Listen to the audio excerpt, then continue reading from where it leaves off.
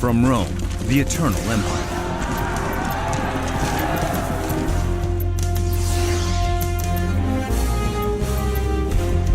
The Great Mongolian Empire.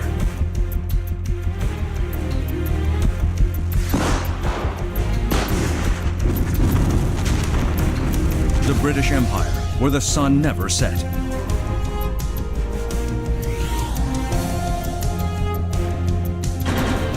To the US, superpower of the 20th century.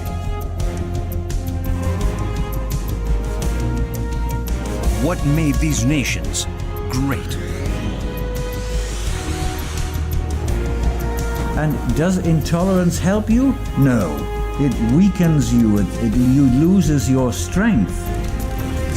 When a country such as the Mongols or the Romans or the British base their system upon many different nationalities, many different religions, they succeeded. You've got to want to be a superpower. You've got to believe that you can be. You've got to believe that you should be.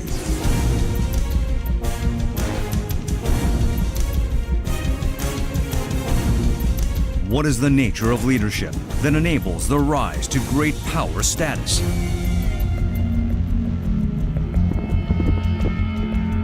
It's no use if you have bad leadership or stupid leadership, then you waste away your assets, right? Power is the ability to get the things you want, and you can do it three ways. You can do it by coercion, or by payment, or by attraction. It doesn't feel that it needs to rule the world. What it needs to do is maintain the peace and prosperity of its own subjects. We begin a journey that spans over 2,500 years to discover the secret behind global hegemony.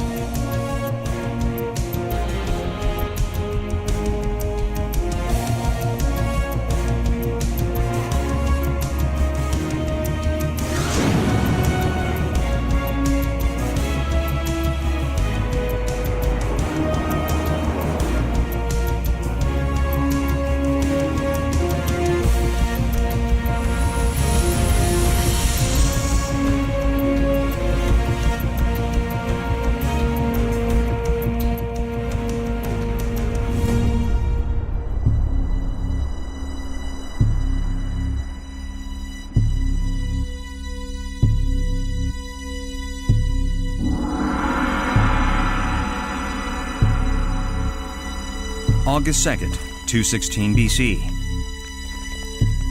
The Canny plains in central Italy were strewn with the bodies of Roman soldiers.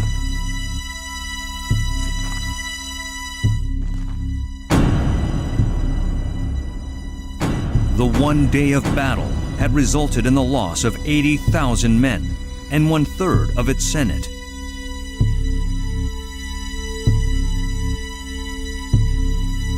Worst of all, there was now nothing standing between the enemy and its conquest of Rome. The biggest army they have ever raised has gone. It's not just been beaten, it has gone. Their total losses in battle in the previous 2 years were close to 100,000 men. No state in the history of the ancient world had suffered losses that high in that short a period of time. The man who brought Rome to the brink of collapse?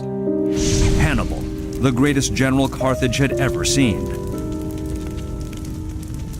Hannibal was an extraordinary person, and he grew up with one aim, and that was to destroy Rome. There is the legend that as a boy, he took Hannibal into a temple, into a sacred place, and made the boy swear an oath never to be a friend to the Romans, and then raised him as a soldier and raised him to hate Rome.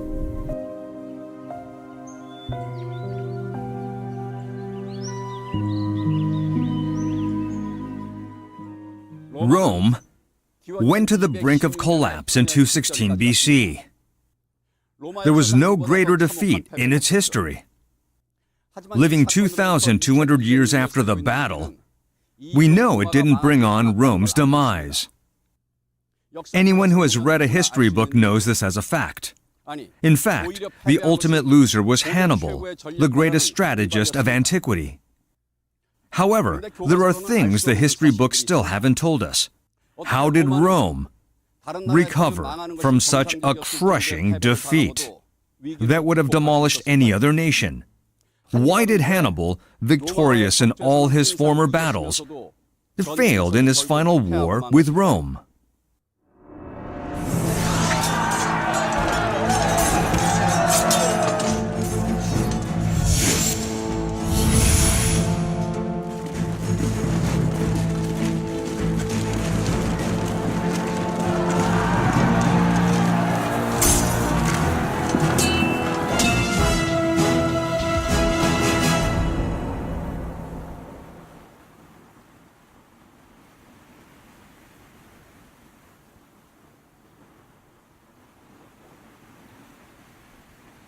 Carthage, the homeland of Hannibal, was located in present-day Tunisia.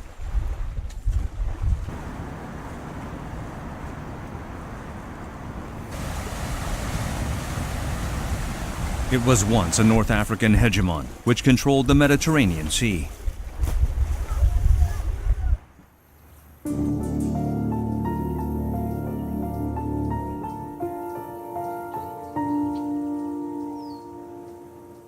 This naval control, along with the territory of Sicily, was lost to Rome, and the Carthaginians wanted revenge.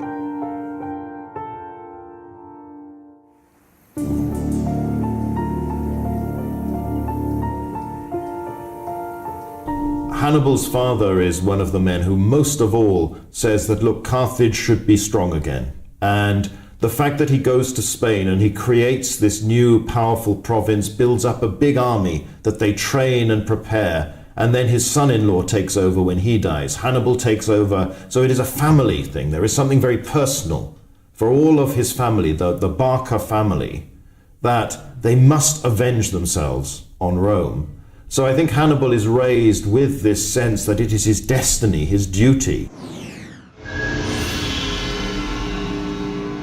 In 219 BC, Hannibal begins the Second Punic War with a siege on Saguntum, an ally of Rome. The attack on its ally leads to Rome's decision to send reinforcements.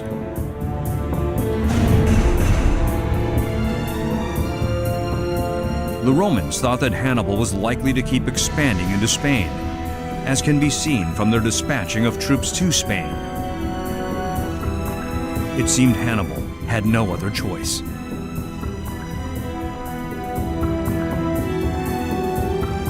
The Mediterranean Sea was already under Roman control. If his troops were to attack Rome by sea, the Roman navy would annihilate them.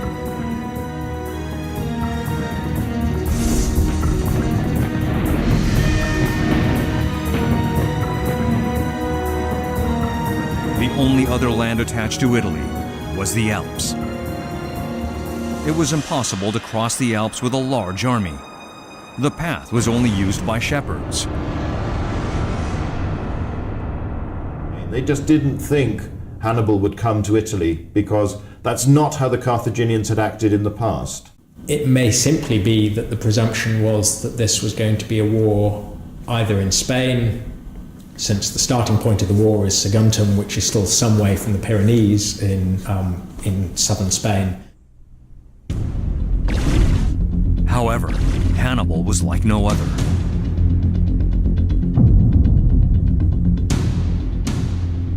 His daring plan was to cross the Alps in freezing winter.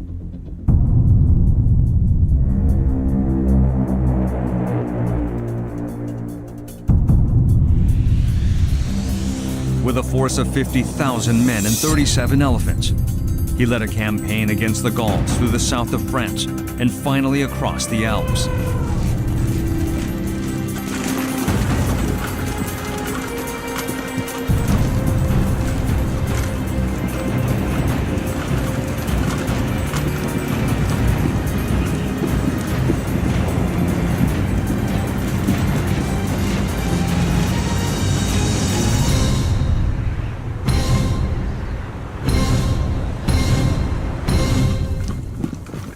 In November of 218 BC, Hannibal's army reached the north of Italy.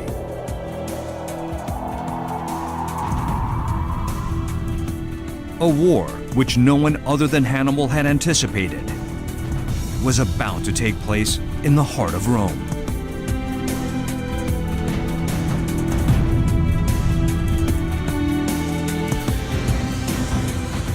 However, the Alpine crossing had taken a huge toll on Hannibal's forces as well. His army of 50,000 men had been reduced to just 26,000.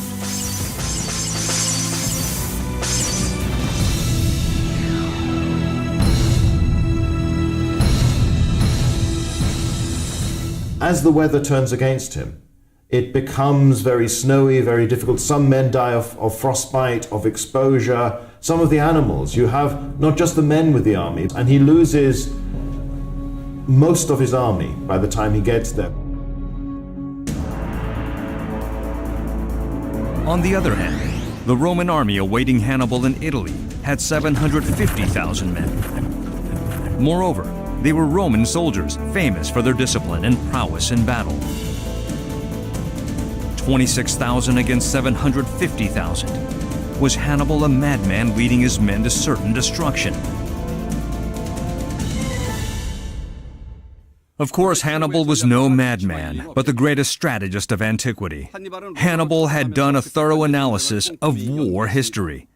His greatest role model was King Alexander, who conquered the 1 million strong Persian army with just 36,000 men.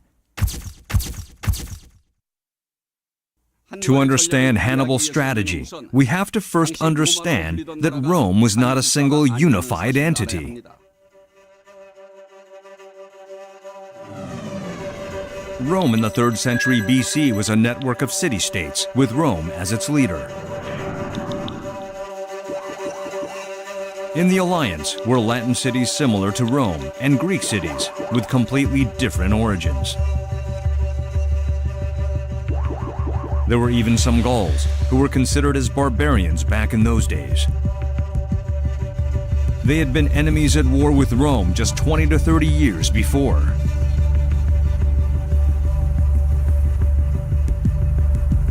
A similar structure could be found in ancient Greece,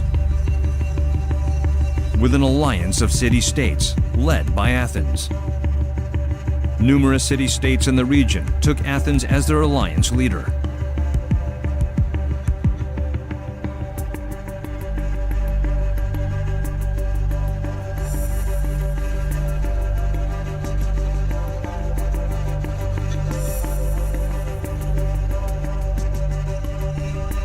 The same was true for Persia, the largest ancient empire.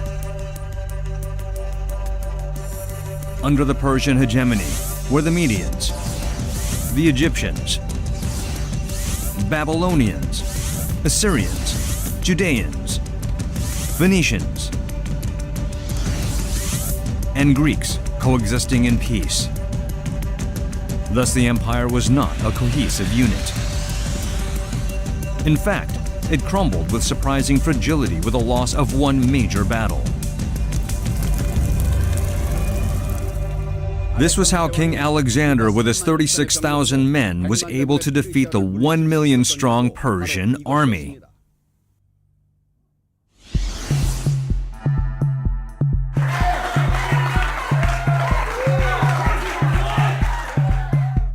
King Alexander captured a resounding victory over Darius III in the Battle of Issus, his first face-off against Persia.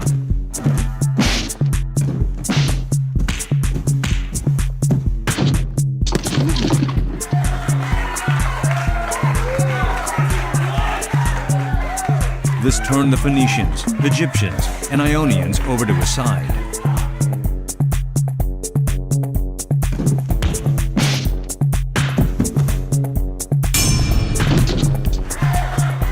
When Darius III lost once again in Gaugamela, the Mesopotamian region opened its doors to Alexander.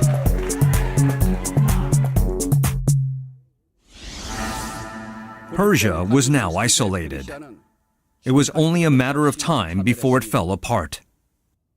So Hannibal came to Italy, but he saw it as Rome as a conqueror, and then lots of other places who were Italian but weren't Roman. And in his mind, it was, well, why should you fight and you should die for Rome? They are the conquerors, you are part of their empire. Why stay with them? And it's thinking the same way that Alexander could think when he came to Persia. Hannibal's essential strategy was that of both quick victories and the presumption that many of Rome's Gallic and Italian allies would almost immediately give up on Rome and join with Hannibal, reversing that manpower imbalance and therefore making it essentially impossible for Rome to resist. Hannibal wanted to recreate in Italy what Alexander had done in Persia.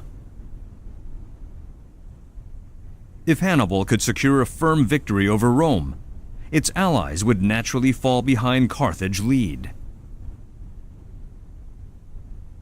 If this was followed by 1 or 2 more victories, the Roman alliance would be dissolved, and Hannibal could take Rome easily.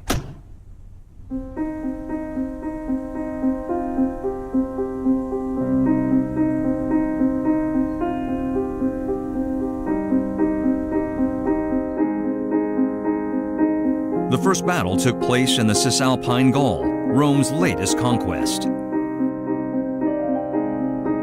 Cisalpine Gaul, located in present-day northern Italy, used to be occupied by Gauls. In the second half of the 3rd century, the Romans had begun to expand into the Po Valley. They founded a couple of colonies up there, and they had begun to take away the land of these Celtic tribes, which had caused enormous antagonism, and that they would want to avenge their defeat, that they would really want to drive the Romans out of the Po Valley and keep their land as it had been. Rome sent its troops immediately to protect its control over the region. However, it suffered a huge defeat in the Battle of the Trebia, the first battle between Hannibal and Rome. The Roman army was nearly annihilated, while Hannibal's troops had suffered minimal damages. The same thing that took place in Persia after the Battle of Issus took place in the Cisalpine Gaul region. The Gauls immediately renounced Rome and joined Hannibal's command. In a single sweep, Hannibal's troops had increased to 50,000. Hannibal's plan was to show mercy to all of Rome's allies in order to break apart the Roman alliance. Hannibal declared, "My enemy is not the Roman alliance. Rome is my enemy. I will set you free immediately. I won't even ask for money. Leave Rome and join Hannibal. Hannibal will promise that nation its freedom, independence, and safety." Rome had lost hegemony over Gallia. The second major battle against Hannibal's advancing army was about to begin.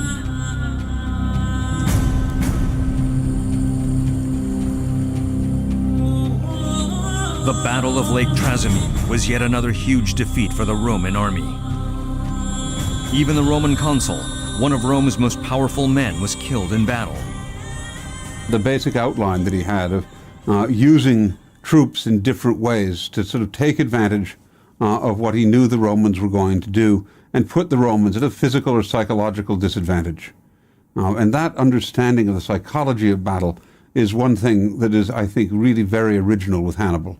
The only other general I think we can see who had that ability to understand, to plan around the way men would react on the battlefield was Alexander the Great, whose campaigns Hannibal had studied.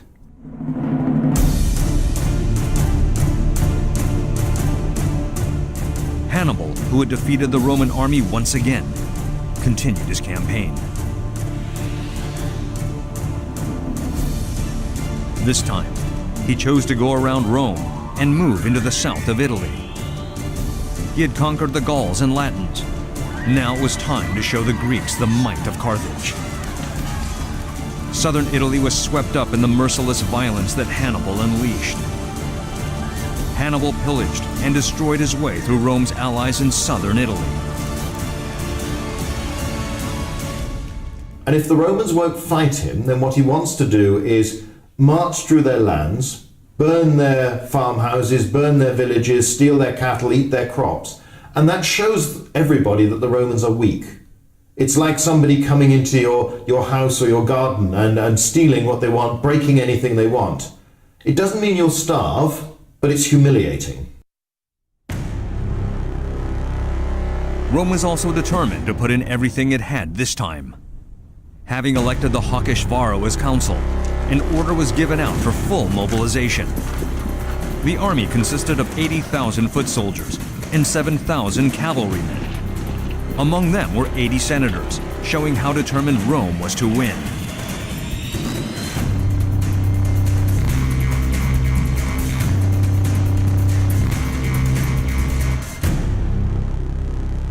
Well, Varro was told to fight with Hannibal.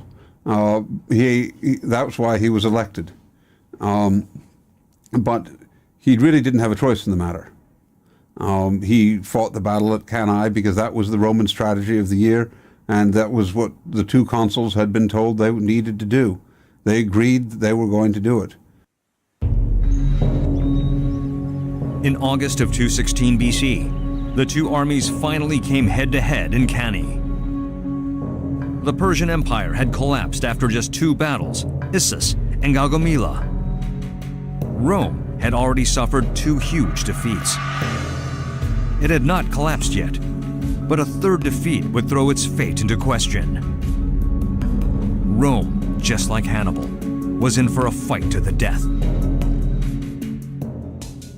140,000 men had gathered in the plains of Canny, the largest number of troops ever gathered in the Italian peninsula.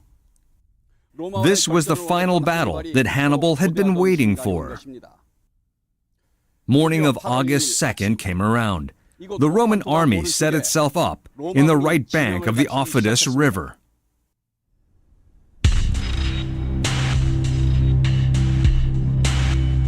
The Roman strategy was a head-on collision riding on its superior manpower. Its 80,000 men, who outnumbered the Carthage army 2 to 1, were concentrated in one area to charge at the enemy with brute force.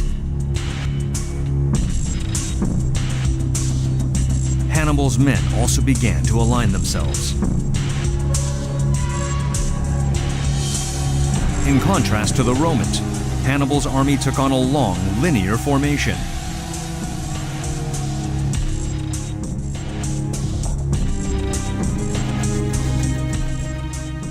What was unique in Hannibal's battle formation was the way that he deployed his Celtic infantrymen in the center. And he didn't line the army up straight. What he did was he had the Celtic troops out in front a bit.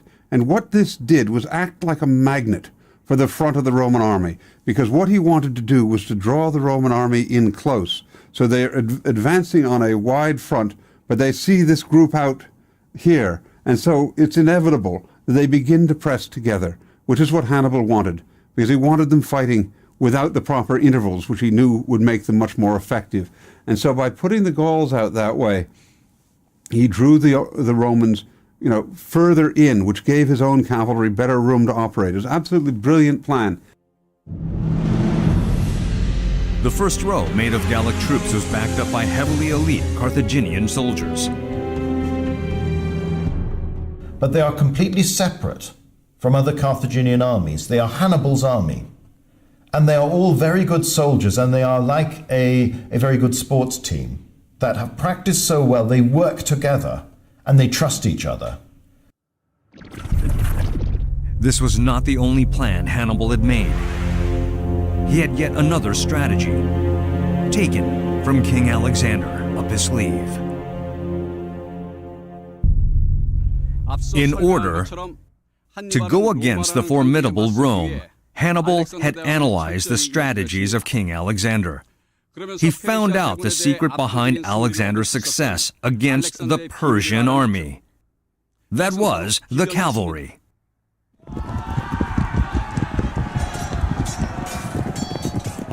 They do. The the trick that Hannibal and Alexander both display is that they use cavalry, but they use them with great care, because their army consists of very good cavalry, but also very good infantry. It's a very well balanced force. It's a coordinated force. It's a force that supports. Each bit is part of the team, is important. And separately, they might be weak, but all together, they are far, far stronger than they would be. And that's the sort of army they have, and that has been quite rare in history.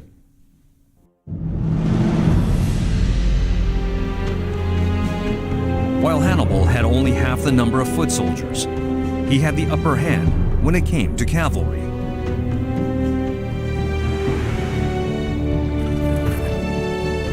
He had 10,000 horsemen as compared to the 7,000 in the Roman army. Moreover, his cavalry were from nomadic tribes, and so were far more powerful warriors than the Roman cavalry. Hannibal placed his cavalry on the two ends of the linear formation. With Alexander the Great, you have the famous Macedonian pikemen. They go forward and they pin the enemy. They're pressuring him. And then Alexander sees the weak spot and goes straight at the head of his cavalry right at that point. Hannibal tends to use his cavalry to surround the Romans because the Roman armies are smaller than the big Persian forces. Hannibal understood the importance of the use of space on the battlefield.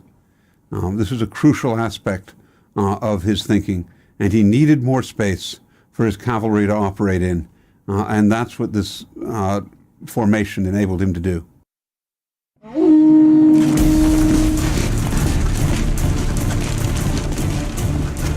The battle began. The huge centralized Roman army clashed with Hannibal's first row of troops.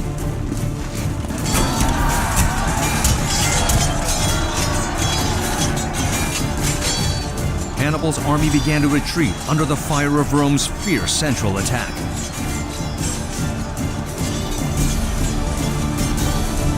Draw the Romans onto me. Make them come into a fight quickly. Which the Romans do. The Romans think, well, this is exactly what we want. Let's go forward.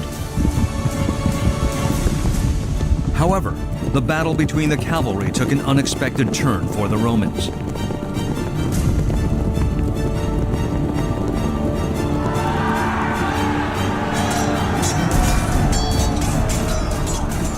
Hannibal's cavalry, superior in numbers and skill, began to drive out the Romans.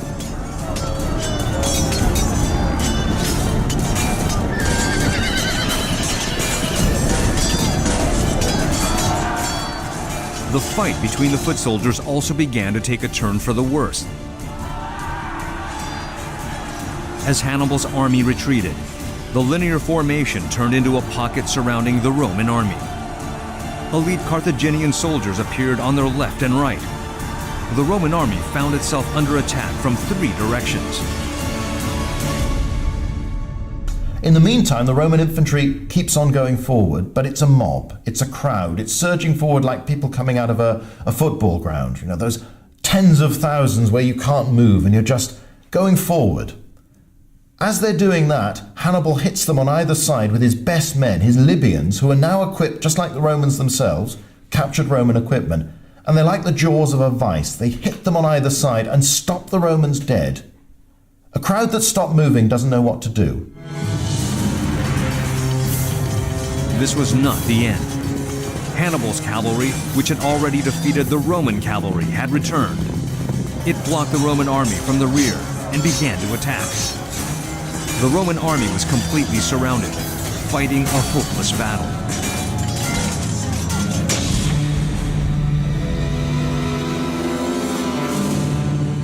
But those Romans aren't going to die easily.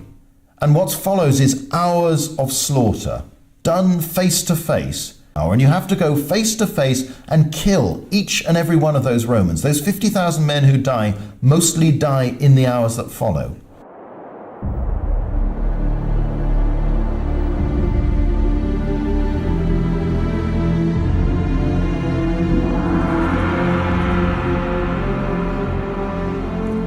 It was the most crushing defeat in the history of Rome. Over 50,000 men were killed. Most of the 80 senators who took part in the battle were slain. Rome had lost a third of its senators in just one day. Among the fallen were some of Rome's most powerful men, including the consul of Aemilius and former consul Servilius. Hannibal's path to Rome was now wide open.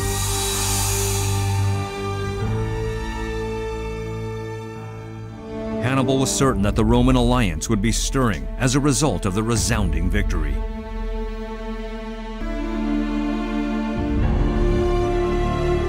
Hannibal divided his captives into Roman soldiers and soldiers from Rome's allies. The Roman soldiers were slaughtered without fail. Those from Rome's allies, however, were sent back to their homeland without even a request for ransom. Hannibal had decided to wait for the Roman alliance to collapse. Hannibal's brother Mago went to Carthage to report the victory at Canny. He laid the gold rings taken from the fallen Romans, which piled into a heap in the middle of the floor.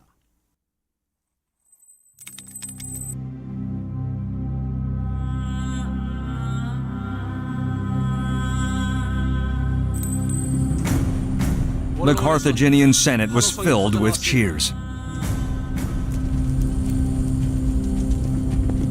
It took just 2 battles, the Issus and Gaugamela, to fall Persia, the world's first empire. This was because its allies all chose to secede from the Union. Rome had been defeated thrice. Everyone expected its allies to leave.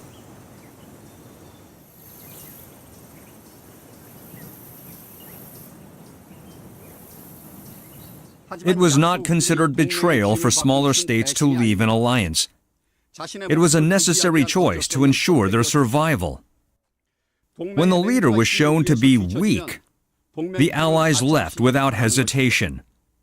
The empire crumbled like a castle of cards. It was now Rome's turn to fall. The Battle of Trebia, Lake Trasimene, and Canny, it had lost 3 times to Hannibal. The course of history seemed to point to Rome's demise. The leader of the alliance seemed too weak to protect its allies.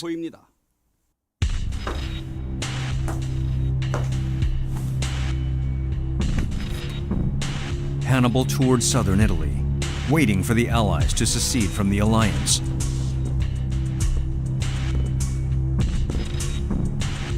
However, things did not go as he had hoped.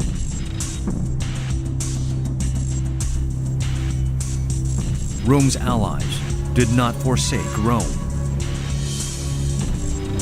Even though some cities such as Capua in the Italian south turned against Rome, the majority of them remained strong. They even fought to the death to protect Rome.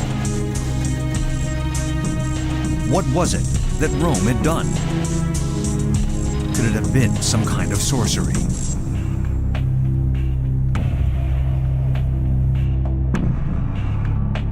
The secret was in Roman citizenship.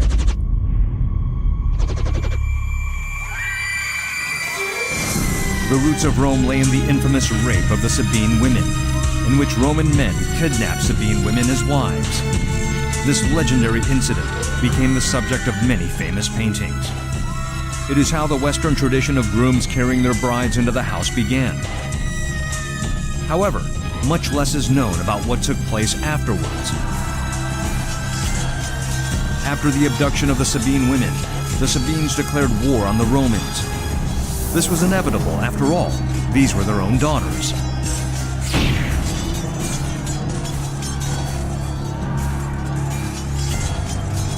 However, the Romans emerged victorious after a series of 4 battles. However, the victorious Romans accepted the defeated Sabines as Roman citizens. Nobles became members of the Roman Senate. The throne was taken jointly by the leaders of the 2 tribes. Even from the very start, Rome had accepted its conquests as citizens on equal footing. The Julius family of Julius Caesar and the Claudius family, which ruled Rome from Augustus's reign, were also from tribes which had been conquered by Rome.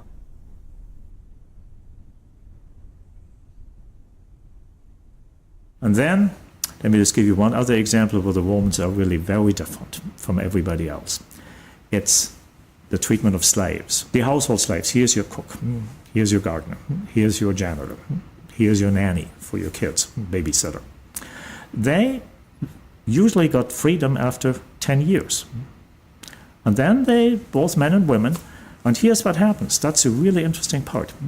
Then they become what's called freed men or freed women. They're not citizens, but guess what? Their children are. Their children are.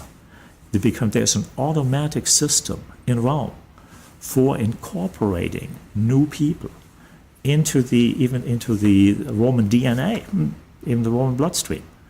And that's unprecedented, and I think it made Rome as effective and long-lasting.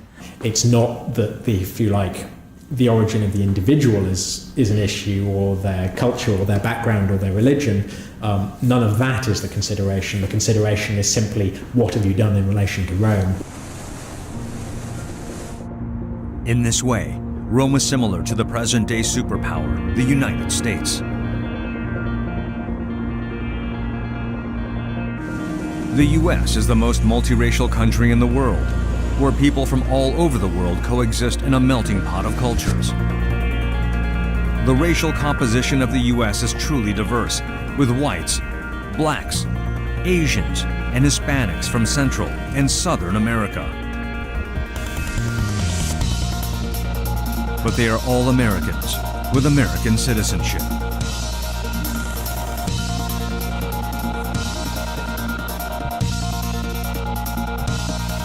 Rome was the same. Among its allies were Latins such as the Sabines, along with Greeks like the Tarentums and Regios. There were even barbaric Gauls, who were also given Roman citizenship. They were very much incorporated in the Roman system, and they saw themselves as part of this great power. You're a small town, for instance, with 10,000 people, but you know that through your alliance with Rome, you're part of a world power. And cities are encouraged that this is something they're proud of. And here's where it may come from. The Romans always believed from the very start that they had a dual origin in terms of, call it ethnics or race. Who is one of their ancestors? That's Aeneas. He is that's Virgil's Aeneid, the national epic. He is from Troy. So he is the one who would say, yeah, this is our Asiatic ancestor. And then you have the one that is named after Rome, that is Romulus, and he is from Italy, he's native, but you always have that mix.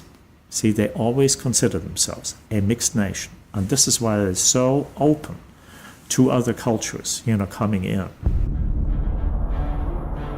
The last tribe that remained fighting against Roman hegemony was the Samnites. The Samnites were a powerful hilltop tribe that defeated the Romans in many battles, in a war that lasted 40 years. A 40-year-long war would have driven a permanent wedge of hatred between the two nations. However, Rome chose to give the Samnites citizenship as well, after finally completing its conquest. In fact, it didn't stop at just citizenship. In 263 BC, when Rome was at war with Carthage, Aurelius Crassus was elected as a consul of Rome. He was not born a Roman. He was a commoner from the Samnian tribe. He had gained Roman citizenship and become Rome's top military commander. It was only 20 years after the Samnites had surrendered. Such tolerance was not found anywhere else in the ancient world. The uniqueness of Rome is made even clearer when compared to Athens, which was Rome's predecessor as hegemon of the Aegean and Mediterranean seas. As leader of the Delian League, Athens had control over the Aegean Sea and was acting as a de facto empire in the region.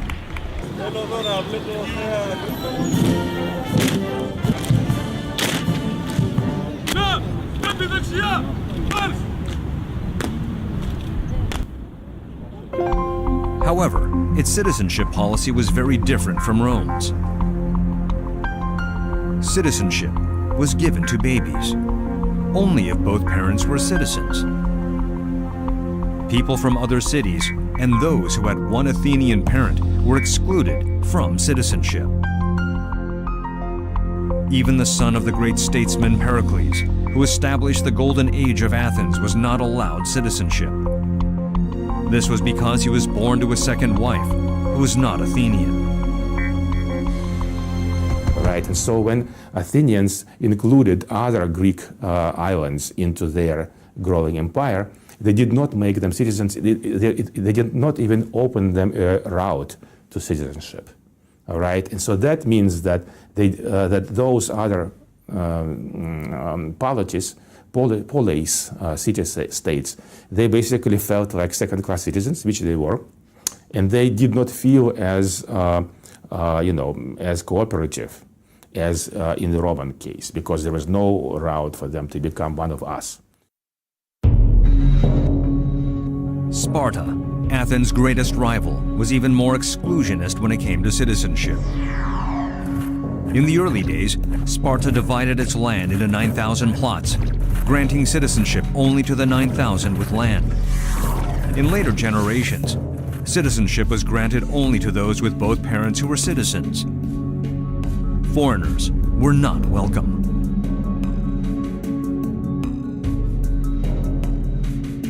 Plato was a great admirer of Sparta when he wrote the Republic, but keep in mind, he did not move there. So there are limits. It's not a magnet for people to move in there and participate in all the opportunities. So they kind of stick to themselves. They're very limited.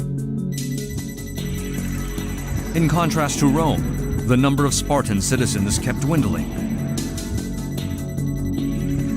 In 480 BC, at the height of its power, Sparta had 8,000 citizens.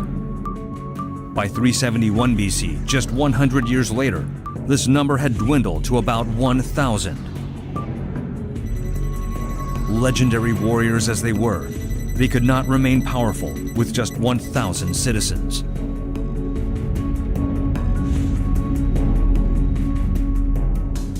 Thus Persia, Athens, and Sparta, which were unable to accept foreigners into their midst, fell as soon as they suffered defeat in major battle. Their allies left them for a more powerful hegemon. Rome was different. Rome was not a ruler that they were serving temporarily. They were citizens of Rome. Rome was their motherland.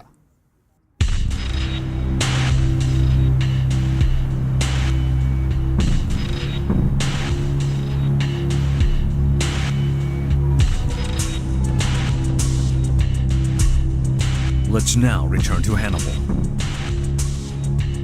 Hannibal now faced a quandary. His entire campaign, wrought through the bitter cold of the Alps, was about to go to naught.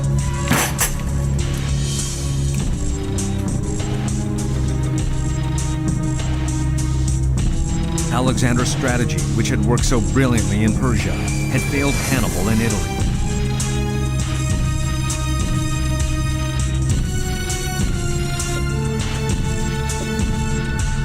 Moreover, Rome had now changed its strategy, learning from their mistakes at Canny.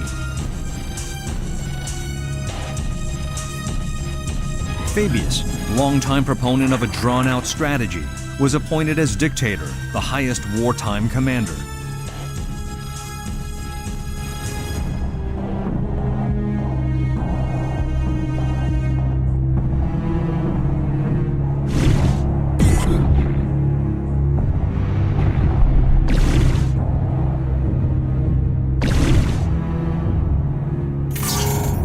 Fabius is unique in Roman history because he says, no, I'm not going to do that for my glory. What I'm going to do is the best thing for the state, and I'm going to keep the army safe, and I'm going to weaken Hannibal. And in the end, we'll be strong enough to beat him, or his army will just wither and it will all die. With the Mediterranean Sea under Rome's control, it was impossible to obtain support from Carthage. Over the course of 10 years, Carthage had only been able to send a single batch of reinforcements. Hannibal had no choice but to continue fighting in the Italian south with his dwindling troops.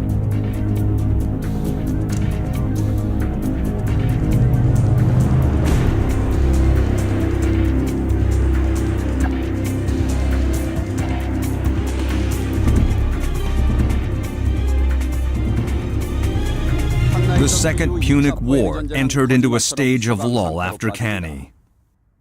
Even with repeated losses, the Roman alliance remained intact. The greatest strategist of antiquity was now at a loss. Once he realized it was impossible to dissolve the Roman alliance, Hannibal must have fallen into despair. It had become impossible for Hannibal to end the war. Only Rome had the power to end it. Finally, a great general who could bring the war to an end was born in Rome. His name was Scipio.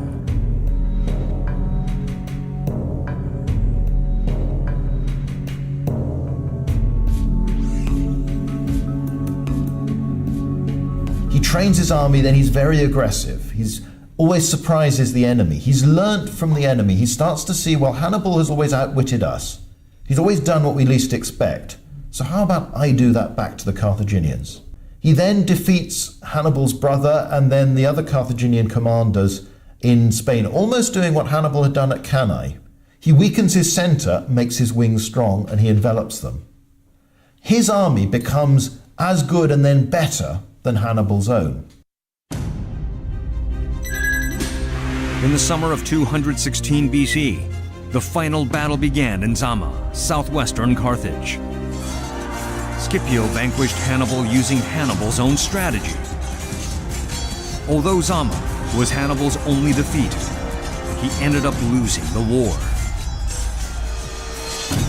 And at the Battle of Zama, he fights like Hannibal does, and Hannibal doesn't have an answer because he's lost all the advantages, and it becomes a slogging match, but Scipio wins because he's got the better army.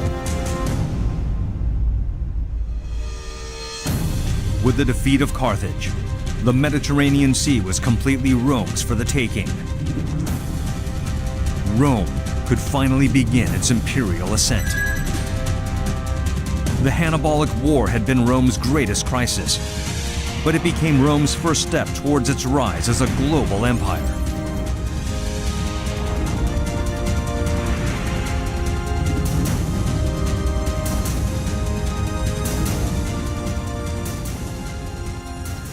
All of this was possible because Rome had a powerful social structure which could not be destroyed by a few lost battles. The power of its social structure came from the power to assimilate even the conquered, the power of Roman citizenship. On April 14th, 193 BC, Septimius Severus became the new emperor of Rome. He was the first emperor from northern Africa. In fact, he was from Carthage, the homeland of Hannibal. Rome was a nation which could accept the son of a former enemy, even one that had driven it to the brink of collapse as its emperor. At the time, 2/3 of the Senate were made up of people from outside of Rome.